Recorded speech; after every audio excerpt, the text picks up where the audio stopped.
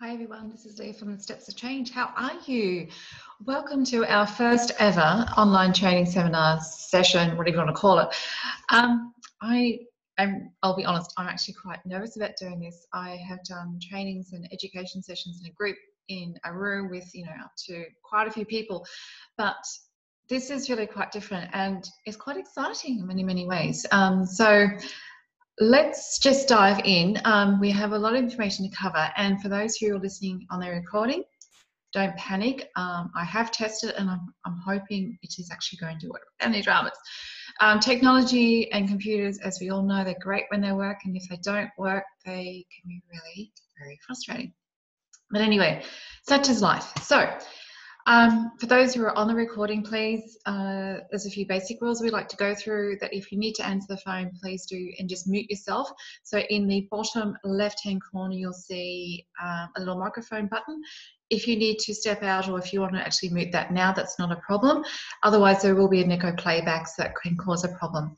If you want to also stop your videos, then if you don't want to be seen by everyone else in the group, that's not a problem with me. I don't think anyone else will be offended either. So again, if you just want to click the stop video button, that is all good by me. I really don't mind. It's about you being comfortable and you getting the lessons and the information that you actually need or you're actually looking for. Okay? One thing I will do is I will put in the chat. Now, this is something I must say I didn't actually test, is to... what I'll do, I won't put the file in the chat. I will put it in the messages under when I'll put it live. Okay. So for those who are on, don't panic. You'll actually get the document at the end of the session, and it's just a revision of what we're going to be talking about. Okay. Like I said, a lot of information, a lot of really good information. It's been studied, it is researched, it is documented in the scientific journals. So I'm not making up stories. And okay, let's get started. So I'm just going to share my screen. Okay. Alrighty, so here we go. The Food Intolerance Breakthrough. This program has started, start the recording on it as well. Okay, so here we go. The Food Intolerance Breakthrough, this idea has been bubbling in my head for quite a few years, and the reason why is that in my clinic in Newcastle, there's quite a few people who would be coming to me with food intolerances. Now, we didn't know it at the time because, there was arthritis, there were skin conditions, there was depression, anxiety. There were just these weird symptoms that just the doctor couldn't figure out, that we couldn't put a name on it. So then I did a lot more research, and it kept on coming back. There was food intolerances. So this is what we're going to explore. Now, the reason I'll put it onto a program such as this is because so many people don't realise that the food they're eating are in fact irritating their bodies. And I want people to understand the mechanism behind it, because just to say, don't eat that, don't eat this, so put this in, don't put that out, without understanding the physiological reasons or the body reasons why, I find that people aren't as compliant, and as we know, human nature, we go off things and we go on things. So I've just found in the past that when I explain to people what is going on in the body and why it is so important to do the changes that I'm suggesting, it just makes life easier. The compliance is much better. You get better results. So like I said, the program has been bubbling for quite some time, and as we move through this, you'll get a lot of information. Don't feel that you have to understand it all in one hit. You won't, okay? It's taken me quite a few years to get through some of these concepts in my mind. So, like I said, we're just going to be touching the surface of the surface. I don't expect you to get it. It's an awareness thing, and it's about you getting some comprehension. So, it's, like I said, it's helping you to make sense of the possible triggers. So what foods might be you, emotions and beliefs, the other things that really have stood out over the years and firsthand, but also through clients. When we look at the emotional aspect of what we're doing and why we're doing them, really long-held beliefs, from childhood memory stuff. It upsets the body even as adults and older adults. I've treated many who are in their 50s and 60s and 70s, and we looked at the food, but then we looked at the emotional aspect of it as well. And once we cleared or help them to recognize the emotional issues that have been playing out in their bodies for all these years. Like, I'm talking about 50 years for some of these clients. And we help them to let go of the attachment to those memories. The body changes. And this is what I really get a buzz, as you'll see. When we can make changes from quite an inert way, and it's not about restricting food, it's about helping them heal emotionally from the traumas or the experiences they had as children. Now, yeah, you will see. Okay, let's just keep going on. Like I said, it's a lot of information. So what you're going to learn is the nitty-gritty stuff, just an awareness that all things are made from matter and everything does have its own vibrational frequency. So just like radio waves has a special wave structure, we can see plants, and I'll show you photos of that plants actually have their own vibrational frequency as well. That all things are made from the basic material, which is minerals. Okay, so you did chemistry in year 10, or 8, 9, and 10. We've all done it. We played it in primary school even. You get the magnets, you get the iron filings, and we can see that magnets attract different particular minerals. And it's the same with us. The same with everything, actually. Everything that we can see, touch, feel, taste, whatever, is electronic exchange. And just like with magnets, they are attracting different elements together or different minerals together. So it's the same with us, okay? And each mineral, like carbon, iron, lead, the things we don't want in our body, but also we have magnesium, for instance, calcium, silica. Yep. Of course, everything's escaping my mind at the moment, but you get the drift. So, all the minerals that we have in our body actually have its own vibration, and it has its own magnetic pull. And it's when these minerals come together in particular forms that we have matter, okay? And we can change that. So food intolerance induces an inflammatory state. This is the biggest part of what this session's about. And inflammation increases susceptibility to intolerances. It's a two-way street. Okay, it's a vicious cycle. What we eat can certainly increase inflammation. Inflammation increases intolerances to different things. What we need to consider when we're creating a food intolerance plan is the other big thing that we will look through today. So that's the intro about what we're going to be doing. But why would you listen to me anyway? Like, I'm just this random person you saw on Facebook, aren't I? And I can understand that concept. Like I stalk people actually on Facebook before I even start to listen to them. So I hope you have done that too. I honestly do hope that you've been watching me on the sidelines for some time and that you actually stepped into this program or this seminar because you thought, oh, this looks interesting. So who am I? I am a trained dietitian. So I've done through the medical model of nutrition and food. That was 20 years ago through the University of Newcastle.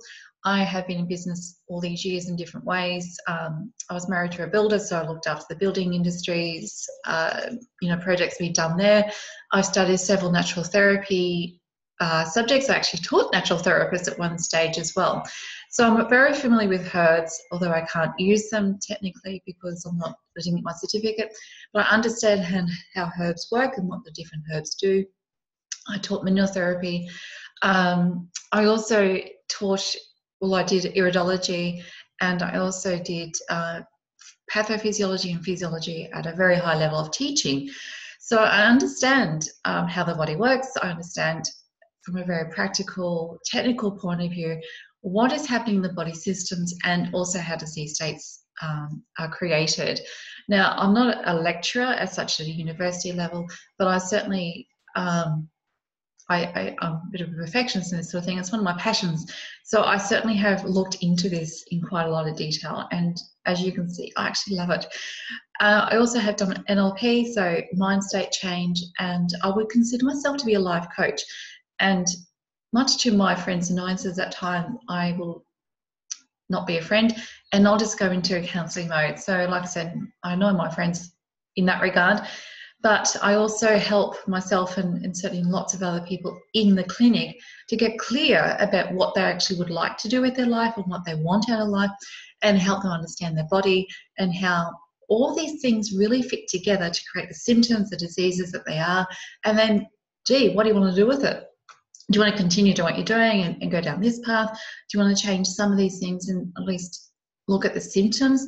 Or do you want to go down the different path altogether and make a difference and not guarantee change, but certainly reverse or understand and work with the conditions that you have? And of course, the other option is that you can always do nothing. You know, it's your choice. It's your life. It's your choice. And that's the beauty. You know, with anything, really, we always have the choice to do nothing and continue doing what you're doing. And as a practitioner, it is really just my role to be there to support whichever way you choose. So the solutions are varied. You know, if you ever decide to an actual program with me where it's a little bit more structured, at the end of the day, the solution will be your solution, because in a clinic setting, I don't just say bang, bang, bang, bang, bang. Everyone's just doing the same thing. It may seem that way, but I will take each individual client and tailor it to them and their understanding at the time. I may go gung-ho and go, right, this is exactly what you're doing. Other times, there's a bit more flexibility. So I can guarantee you that if you ever join a program of mine, that you are an individual and you are, you know, step through where you're at this point of your phase of life and your stage of the condition. So the solutions will be you, okay? And since you're the one doing the work, you're the one that actually guides me as to where you're at, what you think you can do, what you can't do, and it's my role to respect that, and I do. Sometimes I'll push the boundaries a little bit because I think a little bit more change is required, but at the end of the day, you're employing me to guide you, and that's the way I see it. Alrighty, so why even get involved with me? I think that's a really good question. I'll put this in just to help you think this through. Why would you even trust me when you don't know me, you've never worked with me before? Just let me say that I've been where you are. I grew up with food intolerances, although in those days we didn't even know anything about them, to be honest. You know, I had headaches, I had aches and pains. I remember going through my teenage years, I was at the chiropractor every single week because my neck and my back was just pain. It was really, really uncomfortable. And of course the backpacks and the textbooks didn't help, carrying around and walking to school and back. But, you know, now looking back, if I would have known what I've known now, I would not have had the pain literally growing up, the physical pain of growing up. Also, there was a major incident a couple of years later where I was in a mega stress, stress through the roof. I think it was around about 15 at the time. Seriously, it was that bad. And I was at a conference and they were giving out all these protein bars, which was cow protein based. And ever since that particular weekend, I cannot touch cow's milk. The stress level really interfered with the gut, as it does, and I'll have a brief insight into that today. And seriously, from that day, I cannot have cow's milk. Maybe I couldn't have had it before that particular weekend, but the pain I get, literally, it's the worst case is if I have too much dairy, cow dairy, is that I can't get out of bed and I physically cannot walk because the amount of pain that's in my lower back is phenomenal. And that is pure inflammation. So I think I have a few other intolerances as well. So I've been where you are. I know what it feels like to be in pain. I know what it feels like to not be able to think because your brain's just so fogged up and filled with cotton wool that you think, what am I actually doing? What you know, on my worst case, before I really studied this and how to make a difference, that's what my body was up to. It was really difficult to get out of bed. I couldn't think straight. I was having really weird anger, rage moments. It certainly contributed to the failing of my marriage and relationships around that time. There was just lots of things, lots and lots of things. And now that I've on the other side and looking back, yeah, food, believe it or not, contributed to a lot of disentanglements of what my life plan was.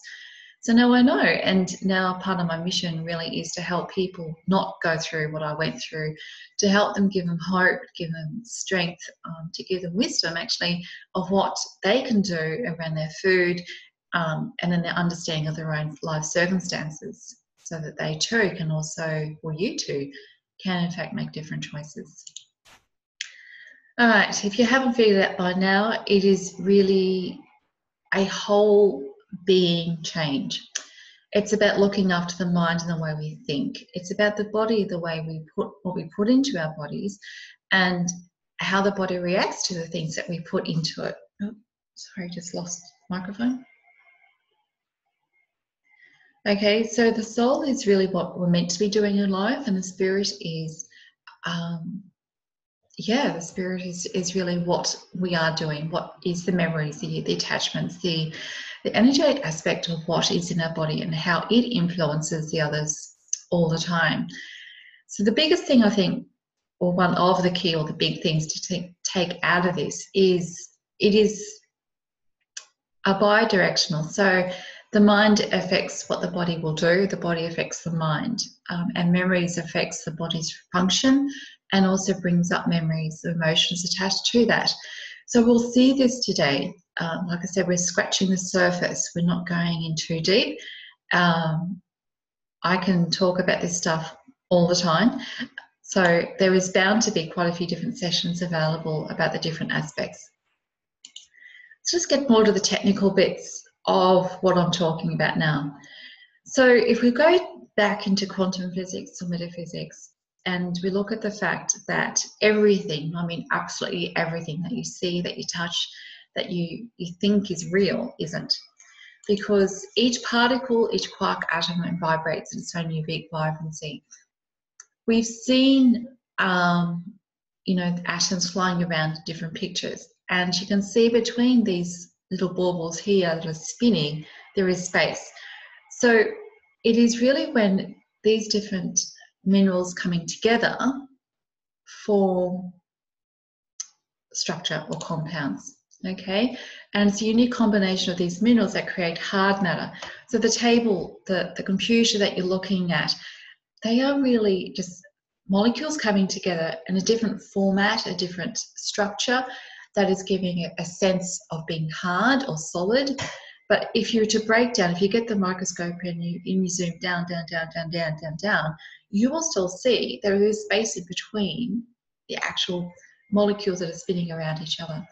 And the resonance or the vibrancy of this is because when we put certain minerals together, just like I said with the magnet previously, if we change the minerals or the magnet power, then it changes structure, and that structure changes and creates different things.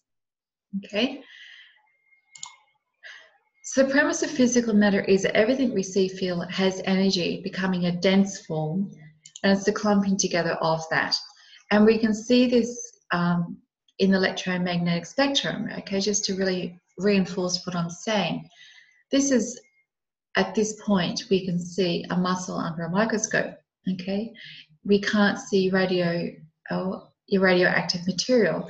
We can hear TV, we can hear the radio, but at this density, we actually see physical matter. So everything is vibrating. This is the point I'm getting to in this particular part. Everything is vibrating a particular frequency. It's when it becomes a very dense or very, solid-like frequency that we see things, or we feel things, that we can touch things, okay? And in this instance, this particular example of vibrancy or frequency is that of breast tissues. This is someone's biopsy, and you can see that there are very distinct frequencies, and it is reflecting the different minerals and different density of matter in a particular muscle tissue. This one is different types of plants. And again, you can see that these plants have all very similar frequencies, except for the dead one. So the wheat stubble, okay, which is after it's been harvested, it's been mowed down and collected. So this is a dying plant. So you can see that dead matter, in an example of plant matter, has very different resonance or different vibrance. Okay, and then the solid bluish one, which one was that again? Dirt. Okay, I think it's dirt. And so you can see that different things have a different frequency. And if you can imagine knowing that when we put different frequencies together, they will actually resonate at the same frequency. So when we ingest these types of plants, or if we ingest dirt, we would literally be able to change our body's frequency. We can change the resonance of our body. So innate energy, everyone has spirit, everyone has a soul, okay? Whether you believe in religion or not, it's beside the point. I'm going to work on the prevalence that everything that is living has an energy force through it, okay? That's just my personal belief. You can take it on, agree with it, it's entirely up to you. So in Eastern philosophy, it's chi or ki or kundalini, okay? In the religious world, it's Holy Spirit or prana. Okay, in the general setting, it could be considered to be universal power, life force, God's love. But at the bottom of the day, it's the soul as the core of all humans. Now, this is a photo. This is a Carillion photo. So we can now start to see, physically, we can take images and we can see energy or light or the vibrancy or the resonance or the frequency, whatever word you want to use at this point, that it is flowing, that is connecting through a universal upper outer body experience. It does flow through the body, okay, and we are connected through everything and everyone. Another way of seeing it is if we look at, and this is a fascinating part, and this has also been scientifically documented, that if we look at the energy chakras, and I'm sure everyone in this day and age is familiar with the word chakra, they may not understand what each one does, but in a very simple term, the energy chakra, an individual one, is located at different parts of the body. And if we look at, this is what I find really fascinating, is that when we look at the nerve bundles that come out of the spinal cord, they in fact line up with the individual chakras. So this is fascinating from, from a scientific point of view. And then if we look at what the energy wheel is, or the chakra wheel is at that point, and then we look at symptoms, and we overlay it with emotions that people talk about or situations that people talk about, and we match it to the chakra center. So this is fascinating, and I love it, as you can hear, and when I'm talking with clients and we talk about what's going on in their lives, we talk about, how you're feeling about this or we're feeling about that. And then I cross-reference to what their symptoms are doing. They have lower back pain and they're really feeling stressed about money, or, they're not feeling great in their relationship, because the basal sacral region is about, and if you go again to cross to Maslow's hierarchy, it is all about safety, security, that real sense of being okay and solidly grounded. It's the hip region in the genital organs is the sacral, the root chakra and the sacral chakra. And then if we move up, we move up the chakra systems, we look at, when we have a cold and we can't talk and someone's had an argument, and it's just like, yep, bang, got it. Let's work through the emotional aspect so that the body can start to release the attachment to it, so the energies can actually start to flow again, and the symptoms, we can work with the symptoms easier, because we know that once the energy attachment to things does make the body work better. Okay, so it is very much combined therapy that I'll work with. Okay, moving on. Perception. This is another big thing. We know the scenario, we've heard it, there's an accident or something, or you're in a classroom and the teacher's talking away and you ask one child, what did you get from that lesson? And they go, blah, blah, blah, blah, blah. You ask another child, what did you get from that lesson? They go, blah, blah, blah, blah. And the other ones at the back of the room, the playing up ones, they go, I don't know. We do it every day. We do it in every situation. And it's really about how we interpret information coming into our body, filters through everything that we've learned to date through our life.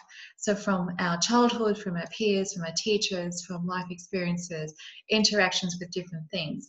The reinforcing of an ideology or a belief get more concretized, it gets more set into our bodies, depending on where that resonates within the chakra system. It can actually go into the organs and start disrupting organ function. It can get stuck into the muscles and, you know, cause inflammation in the muscles. It can go anywhere. Okay, so part of the puzzle that I enjoy working with clients is working out, okay, what is a historic event? What was happening at the time? Who was involved at the time? Where was it likely to be trapped in the body? And is it possibly playing out now? And more often than not, when we really start to disentangle the memories or the energies attached to it, it does come through that, yep, this thing happened all those years ago. This is a pattern that was created from that time. This is where I am now. This is when the food intolerance started, or I started to get this symptom and I've got that symptom. And then it just plays on each other and it builds and builds and builds like this huge snowball. And then I go, I don't know what's happening anymore because my body feels like this, this, and this, and this, and this. And I'm really sick of it. I'm tired of feeling the way I'm feeling. Can we do something about it? And I go, yep, I think we can. And this is what we're going to do. So the take-home message from this particular slide is that inadvertently, when we're innocent children, we heard, we saw, we felt. And the other big thing to keep in mind is up to the age of 7, we actually live our parents. We take on misinterpreting, you know, when they're having a bad day, oh, it must have been us. When no, they were having a bad day because their boss at work was being a jerk. Or, you know, there was a car that was just cutting them off and they didn't like it. Or they're just feeling crap themselves because they're coming down with a cold. And so up to the age of 7, unless we're given the skills to interpret, no, that's your dad's stuff, that's your mum's stuff. No, your sister's just, you know, she's just being funny today. Don't worry about it. It's not about you. Let's look at interpreting the information in a healthier way instead of internalizing all this bad stuff all the time. Or, you know, when trauma really does happen, we can't dispute, we can't take away the effect of true trauma. You know, when a person or a child is abused, you know, physically, emotionally, mentally, or sexually, the impact it has is absolutely massive. Okay, and if we look at the stats today, I don't know the hardcore stats because it's just phenomenal. It's just almost rampant. If we look at what the stats show, the number of people who have been traumatized at a young age is massive. So then if we look at current state history or medical stats, and we cross-relate, and then we cross-relate over to food changes in the environment, you know, this whole evolutionary, I'm tempted to swear at this point, but I won't, screw up of our bodies because of, you know, our parents and our grandparents weren't given the skills on how to feel differently. It all comes through, you know, genetic stuff comes through. You know, they weren't supported as parents as much as psychology and social awareness supports young parents now. You know, how do we treat children these days is very, very different to when I was looked after, or when my parents were looked after, you know, that big tough, you know, men don't cry sort of thing, and, you know, stiff upper lip, you know, just let's get on with it. That is not what we're currently taught. We're taught to actually, okay, what's really going on? How are you thinking and feeling? Let's address that. Let's disentangle that and see the better side, the happier side, the silver lining side of this. While not disputing that, you know, really crappy stuff's happening, but let's empower you with the skills to see it in a healthy way and to deal with the negative emotions and let it go. Which, when you look at what the trauma has happened historically and what health has happened historically, it is a better way, but it is really such a new paradigm of thinking, a new way of thinking, that it's going to take some time to catch up. So this little picture is like just to break what we've been talking about. This, excuse me, this is a very pretty picture of what a body cell looks like, okay? As I hope you've really figured out by now, I actually love biology. I love physiology. And looking at that picture is just like a happy space for me. So what it is, this is the core of the cell. This is the DNA. So in this little beauty here is the DNA. This is the nucleus here, and you can see that there's communication pores or pores that can go inside and outside the nucleus. Important stuff. This is, don't worry about the technical terms, but these are little rivers of flow. These guys here are actually making packets of information to send out to the rest of the body. We have mitochondria over here making energy. We have different organelles doing different things. So, like I said, you don't need to understand this picture, but it's pretty, you know, take a few deep breaths and just relax a little bit, because you will come back to this in a little while. The point, if you want to take a point off this photo, is that the cell makes things. The cell communicates internally, externally, and it talks to everything else around it. So what to do? So there's a lot of things that we've already covered. You know, the fact that energy, all matter is actually made from energy. Energy can be influenced by what we think, feel, do, touch, smell, and also eat or drink.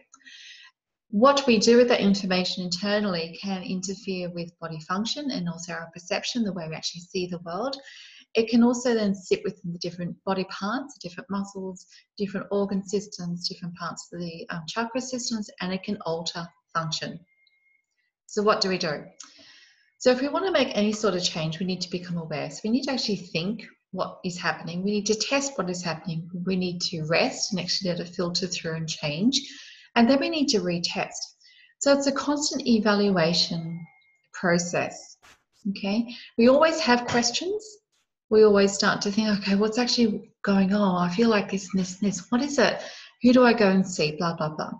But that is really the process. We think about things, we start to ponder, we start to test it, we rest and let's just make changes, and then we just keep going around in a circle. So an extension of what we've gone through is that the fact that all food that we eat does make our physical body, okay? All the body that, as we're aware by now, being adults, is that any food that we eat either provides us nutrients or not. Healthy foods, you know, nutrient-dense foods actually give us the building blocks, the building material to actually build the body, to heal it and to repair it and to keep it going. It also provides the nutrients for chemical compounds and the various minerals, okay? And it's the minerals particularly that makes our body. The vitamins are, again, just minerals in a different compound formulation, but they are cofactors. They give us structural in between. They actually hold things together. And as you can see from this diagram, the DNA right at the top actually controls. It actually gives instructions on what we're going to be making, and we make molecules and compounds, which then makes tissue, which makes organs, and then makes systems, and then makes the body as a whole. Now, just keep on moving through. Like this is, we're going to skim through this because there's just too much information to really hound out here. There's a few things I really want you to take home though. It's the organs of digestion, assimilation, and elimination that with food intolerance are the ones that are playing out. The digestive system, and if you want to pause the video and just really take in this picture, this is one of my favorites, it's really cute, just totally reflects and diffuses things. We eat the food so it activates saliva. Now, if we don't chew well, it doesn't tell the stomach to get ready to make stomach acid or pepsin. It also doesn't then tell the small intestine to get ready to, or prep it, to say, yep, we need digestive enzymes to come in. It doesn't talk to the pancreas to say, yep, we have actually carbohydrates in my mouth here. Let's make some insulin so that when it hits the stomach and small intestine, we have insulin to move around the body. It then just moves through the small intestine, blah, blah, blah, breaking down, getting to smaller particles. It doesn't go into the body at this point unless we have a leaky gut. And that's a major issue. Okay, so the small intestine's role is really to break down, to remove the nutrients, to make sure that it is being taste tested, see what's in there, so the rest of the body is prepared. So that right enzymes are coming into the tube, that hormones are being produced that are needed, that the liver is getting prepped. All these things are actually happening. Now, about 80% of the immune system is actually in the small intestine. All right, so this guy here, I'll go to the next slide. So the small intestine, there is a mini brain, which is actually quite complex. So all the nervous particles or the nerve ends in the small intestine and literally reading and tasting the food that's there. It is making microsecond decisions, going bang, bang, bang, bang, bang. This is what we need to do it, which talks immediately to the immune system at the same time, because the immune system cells are going, what's here, what's that, is it good, is it bad, is it different, what are we going to do with it? So all this is happening in the small intestine. So if we're having foods that are annoying or pissing off, really, really irritating either the immune system or the nervous system, the rest of the body will feel it, because these organs are not isolated. They actually talk to every other part of the body. The blood is moving throughout the whole body too. So like I said, if the small intestine, nerves, immune system are activated, then you are more likely going to feel it in the actual brain as pain or discomfort or fogginess or depletion. You might have aches and pains in the body and the joints and the muscles. You may have tummy aches and pains too, especially if the small intestine is cramping to get this stuff out as quickly as possible. If you have IBS, so irritable bowel syndrome, or if you have SIBO, which is the bloating effect in the small intestine, it is usually because the gut bacteria is in the wrong place. You have bad bugs in the small intestine instead of staying in the large bowel, or you don't have enough stomach acid to kill off the bad bugs or to actually clean the food before it gets to the small intestine. So we need really good stomach acid to break down and protect. We also need stomach pepsin and stomach acid to get to the right pH, so that proteins are actually broken down and digested before it gets to the small intestine. So we need to start digestion in the mouth with good saliva. We need stomach acid and pepsin to do its job, so that the small intestine itself is protected and clean, and it can do its function so much easier. Okay, we start to get symptoms if the stomach's not well. It progresses to the small intestine, and it can certainly progress to the large intestine. And it's here that you have lots of gas. You actually feel the gas building up.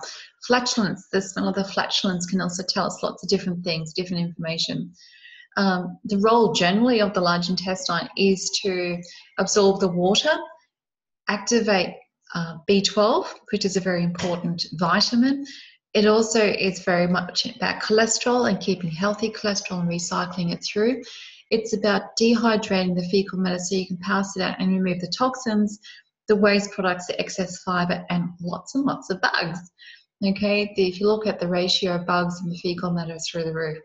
So if there's any issues, so small intestine bacteria is coming through, or if you are eating foods that really annoy the immune system or the neural system, the large intestine can be irritated. If you have really constipated the blood supply, as you'll see in the next slide, all blood from the gut goes to the liver. So if you have a really toxic bowel or large intestine, you're constipated or sluggish, or you have an imbalance of bad bugs, at this point, the toxins will flow into the liver easier. Liver function is compromised. The toxins have an increased rate of going through the body, irritating the body even more, feeling like rubbish, literally, tired, fatigue. You may actually have BO because there's so much toxins in your blood, in lymphatics. It has to come out somewhere, so it can become a gas, and so you can start to smell. So BO often can be wound back to what the bowel is actually doing. You didn't really want to hear that, did you? But it's the truth. Okay, so the liver, as I just said, all blood from the small intestine, large intestine goes to the liver. Its role is to break down anything that needs to be broken down. It is very much a filtering organ. It detoxes in the 3 phases of detoxification. We need to get it right so that you don't cause more harms in the detox. You activate one or the other, and you don't look after the middle phase, then you cause problems. So going on a detox just for the heck of it without some knowledge is dangerous, and it can cause more harm than it's worth. It needs to be done in a very structured manner, and it needs to take care, and you must have a good functioning bowel so that the detox works safely. So just look after the liver by itself can be fruitless or dangerous. Okay. Other roles of the liver, it actually builds proteins. a lot of the carrier proteins are made in the liver. It also stores lots of minerals, so particularly the ions and the toxins. It also stores vitamins. Okay, so the liver, if it's damaged or compromised, is another risk. And I see this when we do liver function tests. Enzymes might be elevated, or we start to have cholesterol that's going AWOL because it's the liver that manages and makes cholesterol. When other nutrients such as B12 starts to get AWOL, we actually need a healthy liver for B12 and vitamin D function. So I'm hoping that you're getting the idea that the body is a very complex organism. There is lots of crossing over interaction. You need all of it to be working in sync. You need to be working in the right formula and the right sequence of events. If at any time our toxic load gets too high, and that can be because of what we're feeding it, if we're feeding the body lots of nutrient lacking foods like junk food or highly processed foods, or we have lots of toxins floating around because our bowel isn't working well, or we're not breaking down the food well, we're not having enough stomach acid to break down the proteins or initiate protein digestion, the protein goes down through blah, blah, blah. Or if our gut microbes are out of balance and there's more bad than there are good, all these things come together and play up. It actually interferes with body function, okay? And as we can see in this particular slide, our body makes chemicals. It has to. You know, when we're digesting, there's always a waste. It's just like the good and the bad, the yin and the yang. When we make things, there's always a byproduct of some kind. Depending on what foods we are eating, what we're drinking, does it actually serve our body in our state of health at the time? And this is a concern when we do fad diets. What are we actually doing? And this is something that has come up since the whole food movement has come into play, and more people are eating whole rich foods, which are great. They are nutrient dense. However, if you have gut bugs that are more on the negative side, so more the bad bugs, and we're putting really rich fibrous foods in, or we're putting lots of dates and kale and nuts and seeds and things, and their body isn't ready to process them or digest them, then we potentially increase harm. We're increasing chemical buildup. We're also demanding the liver do things that it's not ready for. And I have seen it time and time and again, seriously. You know, particularly the younger population have come to me and go, oh, I feel worse since I started eating healthily. And you think, yep, not surprised. What were you doing before? Oh, you know, I drank a fair bit of alcohol. You know, I binge drank on the weekends. You know, nothing to do with 2 bottles of wine. And I'm serious here. And like these young ladies putting 2 bottles of wine away on a Friday and a Saturday night or over the weekend. The guy, it just blows my mind sometimes. You know, there was one particular guy who went through a slab of beer and a bottle of scotch over the weekend, and that was every weekend. And you think, you know, why? For one, I think first of all, why? What are you avoiding? What are you checking out on life for? And then they expected their bodies to be able to cope with their smoothies in the mornings and their chicken slithers at lunchtime and really massive salads, but no carbs because carbs are bad. And then we might have all these date energy balls and things like that. And when you pull the chemical composition of those foods down, extremely high in fiber, dates are still packed with sugar. The amine loaded, which is a chemical that can really upset the system, and if they've got bad bugs, it throws them through the roof. So like I'm saying, you know, we need to be a bit more careful with some of the changes that we're doing. And if people are taking medication, we need to really consider that, because the liver is the organ that breaks down all the chemicals in the meds. So again, if we're going to change either the food, the drink, medication, or body function, we need to see the whole picture, and it can cause harm if we start doing this in an ad hoc way. Okay, the kidneys and the urinary system. So anything that's water soluble will go through the kidneys. So there's lots of chemicals and detoxed chemicals that are processed or started in the liver that goes through the blood, filters through the kidneys. If our kidneys aren't coping well, and that can happen, or we don't drink enough water and we're dehydrated, we can cause kidney issues. Really concentrated urine is an irritant in every single way, and there is a relationship between salicylates and people who are sensitive to salicylates and kidney issues and urinary tract issues as well. Some of the symptoms can be like a UTI irritation, so the bladder itself becomes irritated by the amount of salicylate related conditions, increased urination or increased the need to go, dehydration or fluid retention, so the kidneys become dehydrated because the fluid's retained in the fluid pockets of the muscles instead of going through the blood system. So fluid retention is a huge potential symptom or problems with food intolerances too. Hormone-based in some regards, so women with PMS, if one of their symptoms of PMS is fluid retention, there's an issue somewhere we need to look at quite seriously. Okay, so keep moving through. I've already mentioned the nervous system, the communication. Hopefully you can see some of it, and if you want to see this picture in a bigger slide, just let me know. And there's another one coming up.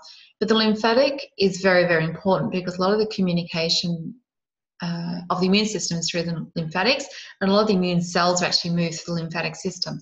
So if you're clogged up because you've got too much fat in your lymph, because that's what the other thing it does do, it moves fat, the immune system and the immune communication often will happen through the lymphatic system, which is a fluid transport that's not blood related. As you can see, there's all these nodules. So if your lymphatic system is congested, what do you think is going to be happening? You're going to be bloated. Your tissues are going to be bloated. You're going to be clogged up. You're going to feel rubbishy because there's just too much stuff in your body that isn't moving out. So what can happen, or what you can do, is gentle exercise. And I'm not pushing your cardio through the roof. I'm talking about a gentle walk, Pilates, stretches, getting a lymphatic massage. So you stimulate very gently the lymphatic movement, the fluids to go through, and to push it back to the heart. Other things you can do is Epsom salts, foot baths. So you're relaxing the body because the magnesium goes through the feet, goes through the skin, and it can travel through the body, relax the muscles. It can also help draw out some of the toxins through your feet. And it's also great because then when you're drying your feet off, you're actually stimulating everything through reflexology. So you stimulate every nerve then as you're massaging and drying your feet. Very powerful, very effective. And if you've got a bath, have a soak in an Epsom salt bath. Not only does it help to relax the body and the mind, it helps with detoxification at the very tissue level. If we skim over to the nerve system, this is very, very interesting. Sorry, skipped it. Actually, I'll go to that one because it's a broader picture. The nervous system goes to every single part of the body, and I tell you, I'm not lying, I'm not making up stories around this. I've looked at this. This is fascinating stuff. If the nerve is irritated at any point, if it's irritated within the gastric system, if your brain is thinking nervous thoughts, or you're concerned about something, or if you hear something that activates the nervous system, it talks to the organs and vice versa. If your spinal column is out of alignment, so it could be that your pillow's kinking you at night, your nervous right at the top, the C1, C2, C down to 5 is squished or out of alignment, it does literally affect parts of the body. For instance, saliva can also be very much interfered with if your neck is out of alignment, okay? If your upper back, your thoracic is out of whack, if it's, you're crunching over the computer too much, or you're writing too much, or you're lifting kids, or you've twisted the upper thoracic, in between the shoulder blades, if you follow the nerve lines through, you're affecting your organs directly. Instance, your heart can certainly be irritated, the stomach can be irritated, your lungs can be irritated, and it really does interplay. And particularly if your lumbar, okay, this is all thoracic through here, oh, that's your cervical, sorry, your shoulder blade, your cervical, your thoracic is just under your shoulder blade region. I know I'm reading this totally wrong because it's in a different picture that I'm used to. This is your neck here. Your cervicals is your neck. Your thoracic is your shoulder blade. Your lumbar is between your lower ribs and your hip joint. So if you read through these nerves and you see how they're interrelated, okay? And one last, before we get to the nitty-gritty of interesting stuff, is you don't need to understand this picture other than that the brain is constantly reading information coming in, okay? It is talking down to the body into the gut level, and the gut level is talking back up. It is talking through the HPA axis, which is the nerve system, and also talks to the adrenals, okay, which is another totally different thing again. It talks to the hormones and the neural system, the immune system, and all these bugs down here, these little coloured balloons, what looks like long balloons, is our gut microbes, and these create chemicals. They create short chain fatty acids, which are really important stuff. It also makes neurotransmitters at the same when the nerves are communicating, they're talking through neurotransmitters. The gut bugs can make neurotransmitters and it talks to the rest of the body. And that's the point. This is what I'm trying to get through, that it is a two-way street. So our gut bugs talks to the brain and our body, and the brain and the body talks to the gut bugs. So we need to be very careful what is in the digestive system per se.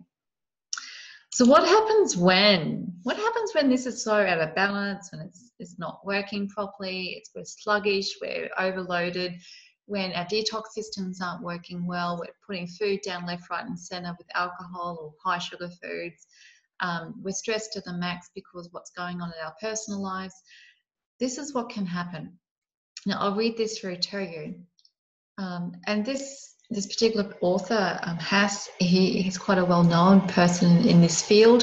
So he says, my overall understanding of symptoms and disease integrates both Western linear thinking and naturopathic approaches to health and illness. Problems with the body and mind often arise from either deficiency.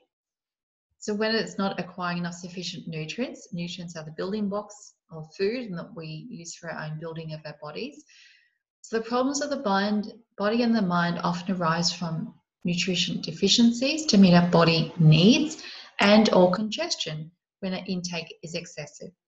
Congestion involves both reduced eliminative functions, and I'll go on to say through our bowels, our kidneys, our lungs and skin, okay? An overconsumption of food or substances such as caffeine, alcohol, nicotine, refined sugar and chemicals, okay? And chemicals can be the processed foods, the colours, flavourings, preserves and things. It can also be the natural food chemicals in food. And many of our acute and chronic diseases result from clogged tissues, suffocated cells, and the subsequent loss of vital energy. So this guy wrote this quite a few years ago, in 1986, from looking at that number, that year. So this has been known for quite some time. It's just now that we're starting to put the clogs together, the bits and pieces together in a more comprehensive in mainstream medicine. And I'll warn you, I'm still on the outer of mainstream medicine, so I'm still one of those weird, wacky ones who are trying to go beyond what the core medicine is. But it is catching up, thankfully. So there is hope for the general GP to, next 5 to 10 years, see that we are very much reliant on our body nutrients, what we feel, what we say, what we think, and how the body processes all of this and brings it all together. Okay. So when you think about what our body is being bombarded with, chemical pollution, so what's in the air, our water, our food, our actual food choices, how many foods are really healthy, plant-based, our greens, our reds, our oranges, blues, purples, all the colours of the rainbow in our fruit and vegetables, how much fresh, lean meat it is compared to packaged meat, processed meals, frozen meals. Is our nutritional status now depleted or any deficiencies? Are you iron deficient, particularly for women, mums or potential mums? Are you iron deficient? Are you calcium deficient? Vitamin B, B12? Are there issues around there? If your stomach acid isn't well or producing enough, are you becoming protein deficient? And I see that all the time. You wouldn't think protein deficiency would be happening in such a wealthy country, but it does happen. Our personal genetic makeup, what are we born with, and with what we're doing, what genes are being activated and opened and what's being closed. Just keep in mind that genes or DNA can only be opened and closed by the environment that they were bathed in. So what chemicals are going into the cell and telling what genes are opened and closed. So we can manipulate that. We can manipulate the methyl factors, for instance, if you're concerned about pyrrole diseases. We can manipulate depression states by looking at the serotonin and dopamine production inside the gut. So we can play with all of this. What medications, prescribed or non, okay, over-the-counter medications prescribed by the GP or specialist, or what drugs do we take that are illicit? So it could be alcohol, smokes, it's readily available. How many people smoke and drink? They are drugs. They still interfere with our DNA, they interfere with body function, they interfere with the liver. They certainly deplete nutrients because the body pushes nutrients to process them instead of having those nutrients to process, my muscle needs more energy, let's make more energy so we can actually move and run and support the immune system. So these things need to be considered. You need to actually go bang, bang, bang, bang, bang. This is what I've got going on into my body, and this is what's coming out the other end. Okay, next slide. Okay, so what else is happening? The food intolerance link. So if we do have a stressed overload body, so maybe we're emotionally stressed, stressed about work, family relationships, things that are just not going what we think they should be, then our body's going to be stressed. It's going to be talking to the immune system and very much the immune system. And it talks to the gut directly. It interferes with adrenal function, and over a long period of time, the decreased adrenal function certainly interferes with everything else again. So if we're stressed and overloaded or clogged bodies, our liver pathways become compromised. So as we've already said, if our liver is not coping, then we have increased risk for toxins building up in the blood. If our bowels aren't working well to eliminate them, to remove them from the body, then the liver is going to be compromised again. It is very much a vicious cycle. Okay, we need to break the cycle. We need to actually get things moving. The different types of foods eaten. So if we have foods that are naturally high in chemicals, whether it be processed chemicals or naturally occurring, that they're meant to be there in our fruit and veg and our meats and things, then they can trigger the immune system. They can also interfere and create nutrient deficiencies too. They can damage the gastric layer. So once our gastric layer is played with, leaky gut syndrome, which is a term most people are familiar with these days, we can induce leaky gut syndrome, which, as you can imagine, can cause all sorts of trouble. We have an overzealous or overactive immune system, and our neural system, our nerves, can also be heightened and really reactive. Our emotions and our fear. Okay, so when our neural system get activated, often we have emotions come up, and I've seen this play out so many times in my own life with my children. Certain chemicals in our food can also induce rage or anger.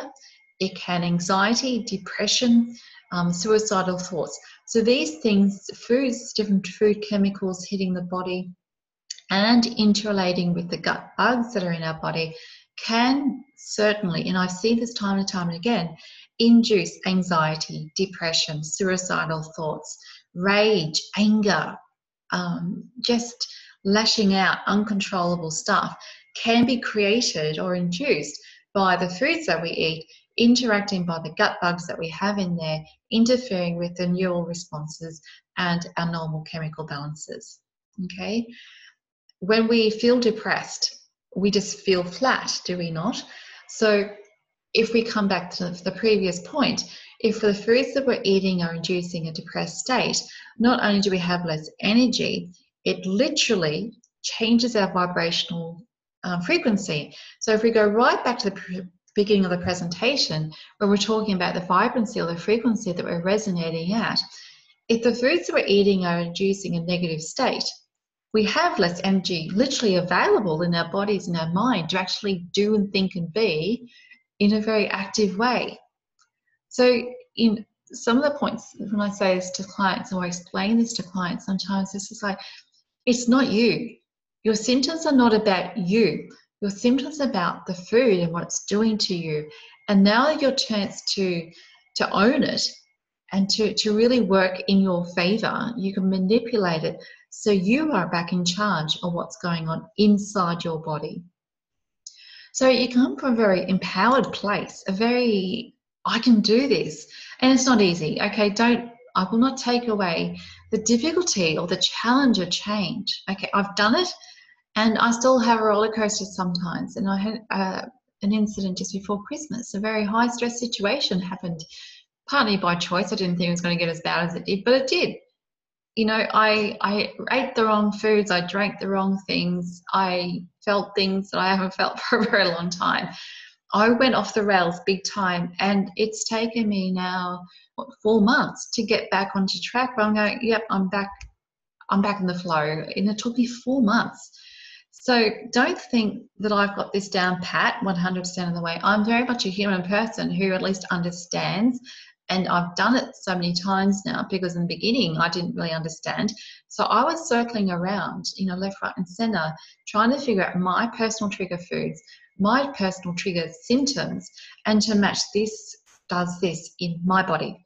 So when I transfer this information for clients, I go, okay, let's look what your body is doing with your food. What is the combination that works in your body? What your life circumstances are doing in your life that is expressed in your body? And this is the critical point that you need to take home, is that each individual is different. There are patterns for sure, but I've seen people go, that is so not mine. And we're digging and digging, going, let's try this food, or let's try this chemical. And we take it out, or we put something in, going, you know what, that doesn't make sense. But it doesn't matter that it doesn't make sense in the technical paradigm. What matters is that we found your food that's upsetting your body, and now they go, oh, thank goodness for that. They can now make a conscious choice. I'm going to a party, I'm going to a dinner, I'm going out with friends, and I can do this.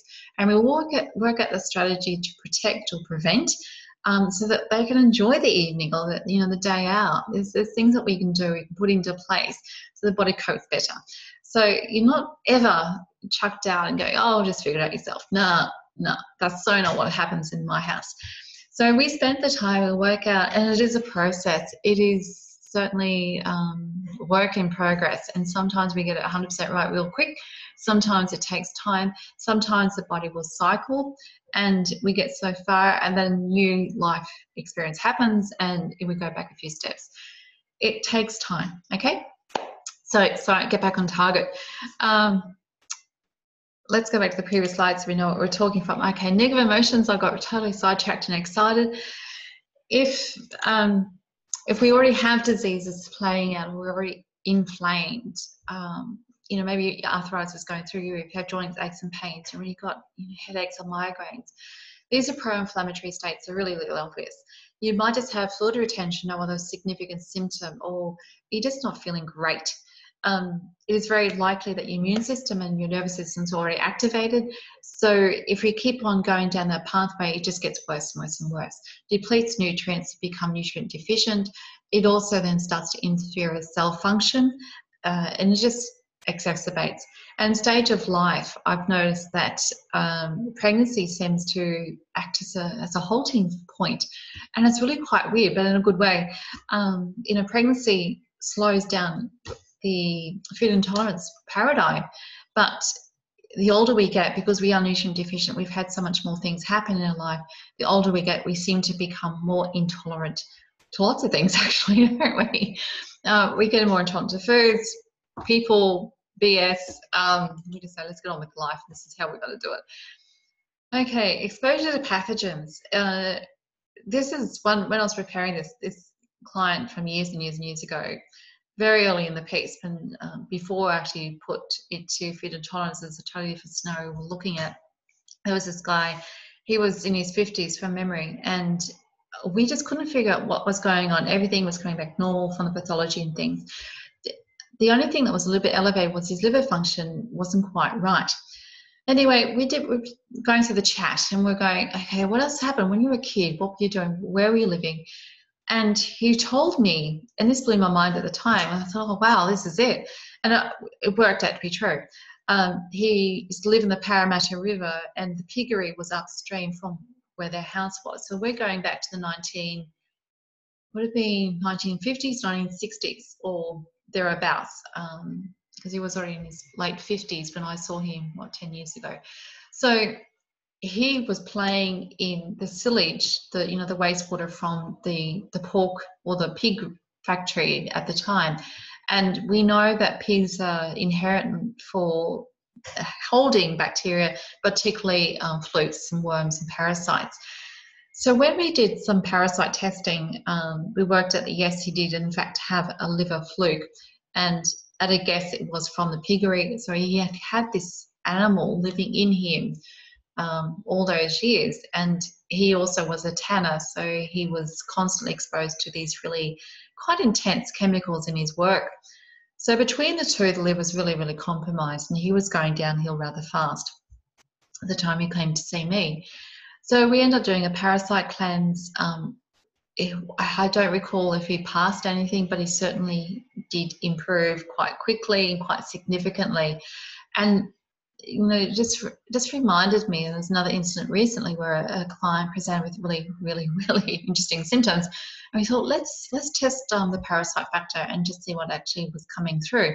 And yes, this person also had some interesting parasites in the gut, and once that was treated, she was able to eat, and she actually fell pregnant 2 years later, and is back on track. Healthy living life. So don't underestimate, just because we can't see it or we don't believe it doesn't mean it's not there, because these yeasts and fungi in particular are very hidden. They can become systemic, which means it can go throughout the whole body. They aren't only thrush in your mouth, oral thrush, or in the vaginal cavity. They can be in the blood system and also then get into the muscles. So depending on what is present, we need to treat it very differently. And yeah, you may need to be referred to a naturopath or even a more holistic specialist. The amount of exercise and meditation or relaxation that we do also interferes with it. So we can over-exercise, and I had an incident when I was mega stressed a couple of years ago. It was with custody of the children. So my stress levels were through the roof. I decided, I really should get fit. Worst time of the year to try and do that. It was summer. I felt guilt pretty much all my whole freaking life at the time, and I thought I'd do boot camp, didn't I? Anyway, it nearly killed me, literally, and I'm not exaggerating. From a biochemical point of view, it nearly killed me, because I was already inflamed, I was stressed, I was irritated. By doing the boot camp, I pushed my inflammatory response through the roof, and I went downhill really quickly. So I put that in the back of my mind, when I'm talking with clients, and they go, okay, where are you actually at? If you're in a pro-inflammatory state, don't exercise. Don't push your body beyond a comfort point, because you're actually going to cause more harm than what it's worth. Gentle exercise, going for a walk, stretching, stress management, meditation, lying in the bath and let the body actually put the toxins out into the water. Don't overdo exercise or do weight-bearing exercise if you're not used to it. Let the body relax and recover first before you start amping up. Okay, so self-nurture and self-acceptance is a very, very important part of the process with all of this, because I find there's lots of guilt attached, and self-abuse, emotional self-abuse attached to food intolerances. So if you're one of these people who beat themselves up and all these shoulds come out of your mouth, and I should be doing this, I should be doing that, and the guilt trip's going through the roof, we just need to stop it right there, okay? And this is the tone I do take. We need to stop that thought right now. We need to rephrase the terms that we're using about what we should be doing in life, because there are no shoulds, okay? It's a choice. You are choosing to feel guilty that you did not make breakfast this morning because you were in pain, in to stay in bed. You felt guilty that you're not spending enough time doing this, this, and this. You feel guilty that you're overcommitted, and you chose to overcommit in the first place. So let's work with what you can, okay? Let's look at your whole lifestyle. What are your choices? What are the things you really need to do, because that's your personal values and beliefs at this point in time? How much flexibility do you have around that, so you can actually start making conscious, aware choices that are self-caring while still respecting other people's needs, okay? And sometimes the most powerful thing you can do is learn to say no with love. No, I'm sorry, dear, I cannot do that at the moment. I need to do this. No, children, I'm going to encourage you to help me make your lunches for school. No, I'm not going out this weekend because my body says I need to stop and rest. no, I'm not going to eat that food, I'm not going to drink that drink because it's not serving my body. You know, it takes courage, it takes power, and it takes strength, and it takes self-belief. And it's not necessarily easy to do it all the time. Okay, I get it. But if we don't start making changes, what are the alternatives? Where are you going to end up in 5, 10 years' time if you keep doing what you're doing? What are you potentially going to be doing if you start going no and go, you know what? I'm actually important in this relationship. I'm important in this life. I'm important to me. And I don't want to go down that path. I actually want to go down this path instead. I want to live a life that is actually happy or content or interactive with my children, my family, that I actually love and I actually feel valued and appreciated. And I want to get rid of these symptoms. And to do that, I need to actually start looking after me. So how empowering is it when we start to self-care? And again, I see this all the time, you know, and it's a challenge. It was a challenge for me and it still is. But I think everyone challenges with our coulds, shoulds, must-haves, and yeah, okay, I'll just do it anyway, because we see things not getting done, and particularly for women, you know, our guilt trip, our voice on the shoulder, you know, whose voice it is. It is our parents. Is it a loved one, a trusted peer? Is it, you know, teachers? Who is the voice on the back of the shoulder? They're going, you must do it, and you must do it like this. Have a chat with that person as well and just see who it is and say why. Just ask it when it's saying you should be doing things and say, oh, really? Okay, why should I? And have that dialogue, and you'll be amazed what comes up. What are the beliefs that come up? And you can start to go, oh, really? I should do it because of that? Maybe not. And then you can start negotiating, and it becomes really, really powerful stuff. So we need to own our stress. We need to own our own thoughts, our own patterns, our own behaviors. We need to start owning them, and then we can start change, and then we can reduce the immune system response, because you know what?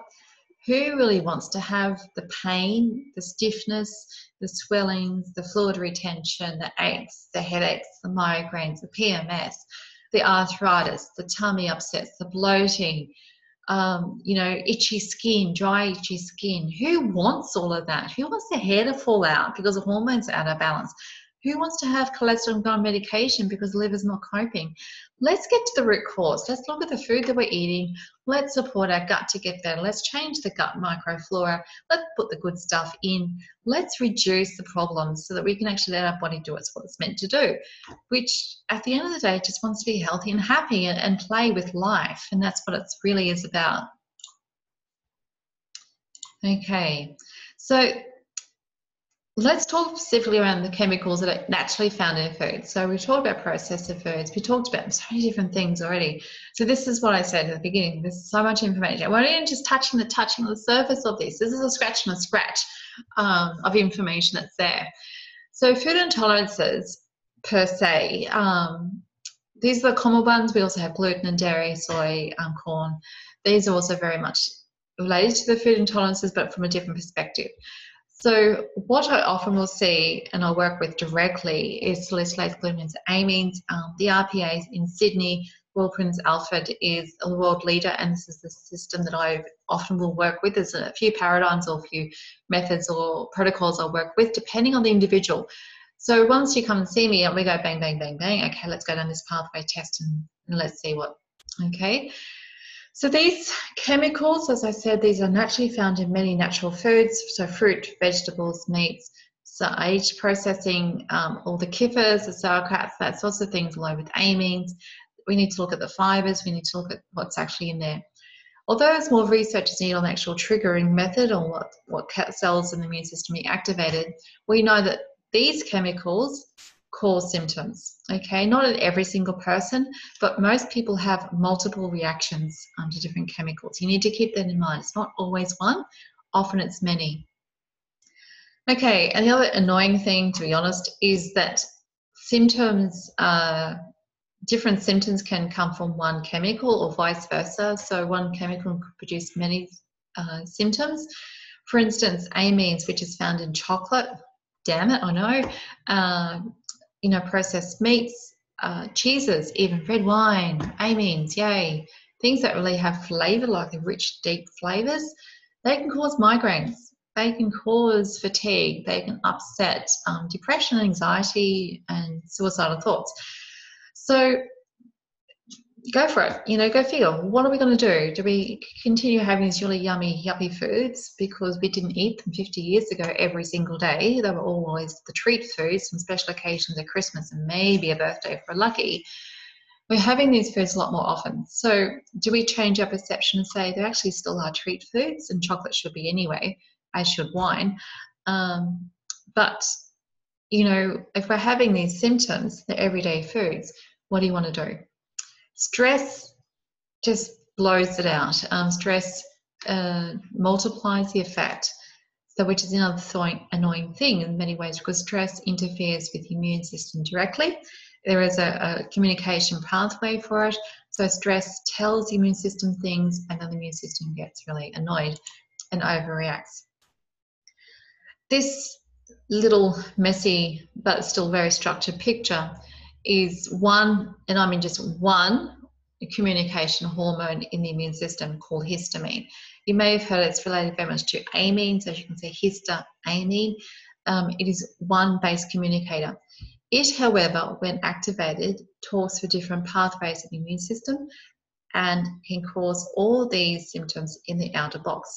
So vertigo, headaches, nausea, vomiting, changes to heart rhythms, so you can get faster heart rate, for instance, or you can be sluggish. It can change body temperature, food choice intake, movement, learning and memory, mast cell activation, so that's a new labeled set of symptoms or conditions, mast cell disease or symptomology. It can cause diarrhea, it can cause constipation, it can cause stomach cramping. What's that one? Can't see that one. Sorry. It can cause dysmenorrhea, so it can interfere with period productions and cycles. It can irritate the respiratory system. Okay, just what we need so we can have asthma-like symptoms.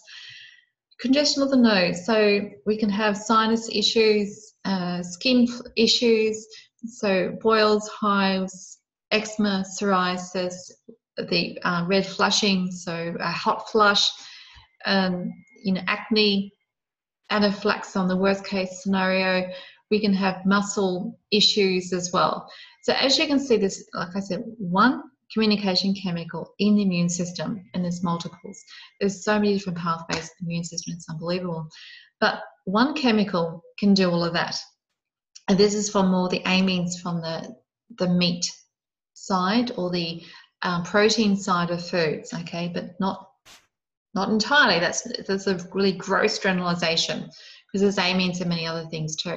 When we ferment foods, then amines tend to rise.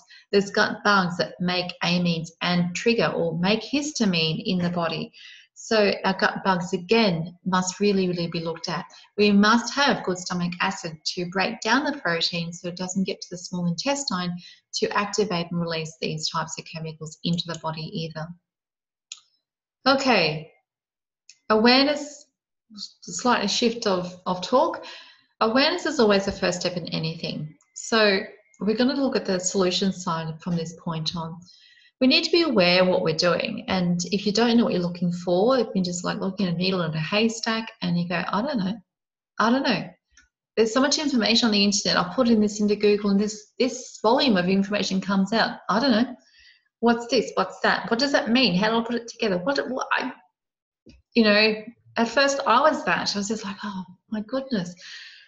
What do I do for my clients when things don't seem to be working? And it took me some time. I went to courses and things, trial and error, and we worked out the standard protocol that, like I said, will often start with the one step, and from there we'll branch out and personalize it much more. But awareness is the first step. We do need to look at the whole person, where you're at, and the wheel life is very powerful for that. Oh, haven't I made it spin? How about that? Okay, we need to look at what the internal and external stresses are. What is actually happening in your body? What's happening in your life? Who is involved? What can you do? When does it happen? How does it happen? And why does it happen? Is it your belief system? Is it your perception of the interpreting what's going on? or is it really because someone else is being not so nice and very supportive of you? So we look at the whole person, very, very important, and we need to pull it apart. We need to get really honest about it, okay? It does include the mind, the body, soul, and the spirit, as I said right at the beginning of the session. We need to consider the whole person and where you really are at and your belief systems around the various parts of it. You always have choice, always. And you are in charge of what you tell me or any practitioner, what the choice is, which pathway you want to take, what fits in your lifestyle. And this will happen at every phase, every movement, every morning really. What am I going to do today? Where am I going to go? What am I actually going to choose? What foods am I going to eat? How are we going to do this? To find the solution that actually works for you. Okay? So as I said, we have only touched on the scratch of a scratch of a scratch. We have run over really important, really in-depth, scientifically shown information. I have rattled, I have spoken really fast. I know that that's what I do, especially when I'm excited. Like most people, when you're excited and passionate about something, we tend to race and we like to share so much information. So part of the solution now is that you have the opportunity to get in contact with myself. We also do have a program that's structured around food intolerances per se, and we look at all the things that we've already discussed about around you, okay? So yeah, this is the sale end of this, but you know, it's entirely up to you what you do with this. But there is an 8-week program that's available, and it is personalised to help you. In that you get 4 individual sessions with myself, you get 4 spiritual or healing sessions with an energetic healer or a clearing person, and I match the person with your current situation. So I have a few practitioners on board, and I can say, I think, particularly with your scenario, this is where your life is at this moment, this person's the best one to work with to help reduce the attachments or the psychological or the emotional stresses that are in your body. Okay, so we do that. There's 4 sessions included without any extra payment. If you need supplements, then that's included as well. You get a free journal that really brings your awareness into the nitty-gritty of what's going on in your everyday food choices, your symptoms, the emotional aspect, how you could do things differently, and what would you actually like to do differently. Lots of self-care ideas, strategies, information, how things happen, why things happen, and what can be done about it. So that's all included in that, and there's actually a stack more as well, but that's the big things that are in this particular program. Okay, so now you have the options. I encourage you to reach out and have a chat, just personal message me or email me. You can also just go to the landing page that talks through the program itself, and please do book in to the free chat. You know, you do have 1 session for free where we really just see if we're a good mix. You know, are you going to be able to work with me? Can I feel I can obviously help you? Do I need to suggest you go to see someone else? You know, that's all included, because if we're not going to work together, I'm not going to take your money. You know, that doesn't sit well with me. If I honestly think we can make a difference and you're prepared to put the effort in together, and you can make a change if it's just a start at this point. You know, some change is better than no change or going backwards. So even if we're holding you and you're getting more skills and awareness through this process, that's a really good start. Okay, but you always can just do nothing and just let things continue down the path that's already in place. You can certainly request to join our closed Facebook group. Okay, so it's just a matter of reaching out, and I'll send you the link for that. And suss us out. You know, like I said at the beginning, I stalk people I like to work with to see if I actually believe in their philosophy. If I think they're genuine and actually in it for what I think to be the right reasons. So I make a judgment around the people I choose to work with. So, yep, feel free to stalk me. Yeah, you'll find my personal life really quite boring, because I don't post anything about that. So if you're trying to find out what I am in my private life, I'm really quite boring. Seriously, I really am. You can commit to make a difference in your life and your family's health, because if you are living with us, or you've got children, or you're doing this to help your partner or your best friend or whoever is significant in your life, then by you making change, you will automatically start to help them. If there's a group of you, then we can work out how maybe to do a group package, but that hasn't been thought through at this point. So what you can do in this instant is certainly book your free chat. Let's get together, you and me, on the phone or in this sort of setting, see where you're at, see if we can work together and see if I can actually honestly help you or who I think you will work best with. Just register for the program. If you like what you heard so far, you know, I can assure you there's a lot more in depth, and the structure is there. You know, you're going to get 4 clinic sessions, basically. That's what it boils down to. So we'll be online if you don't live locally in Broken Hill. We'll be online 4 times, and we will have a clinic session, you and me, and the information. We'll work out your strategy that's going to work in your lifestyle with your foods that you can currently do. Okay. There's also group education sessions, this sort of thing, but we have it, you know, there's all those who are on the program get together, and this is a place where you can really ask questions, say, this is what's happened, this is what's happening, what are you doing, how are you surviving through this particular part, okay? And then we start to really delve into what's going on in your life and how your body has played out, and what your emotional triggers have been playing out, and what your body is telling you that you need to start to hear before you deteriorate in older age. Okay, so from that perspective, that is it for now. Like I said, I know there's a lot of information. I know I've spoken really quickly. I'm aware of that. That's who I am. Okay, I have a lot of information, and I enjoy teaching. I enjoy sharing this. So I will go to the last slide and say thank you ever so much for coming online. If you have any questions, just message me or put it in the comment section under in the Facebook feed. Everyone, and this is something to consider, is that if you've thought it, someone else is thinking it too. Okay, especially in a group consciousness as such, something like this. You'll be surprised how many other people are thinking a similar thing, and they all have the same questions at the end of the day. How is this going to work for me? This is what's happening in my body. This is what I'm doing. You know, is this right or is this not so right? Ask the questions that everyone else who may not have the courage to ask it can get the answer to. Okay, so that's it for me for now. I'm going to stop the recording because there's quite a few people who wanted to be online but couldn't because of work. So I'm going to stop the recording now, and we're going to go to the private side of it, and those who are online can ask other questions. But yes, the web site is stepstochange.com.au. So that's where the landing page is, that's where the information is about the particular program. Email me, so leah@stepstochange.com.au. Give me an email or a personal message or some kind. Get hold of me. Let's work out if you can work with me or we can work together so we can help you. All right, that's it for now. Watch the Facebook feeds and see some more info. Okay, ciao. Bye.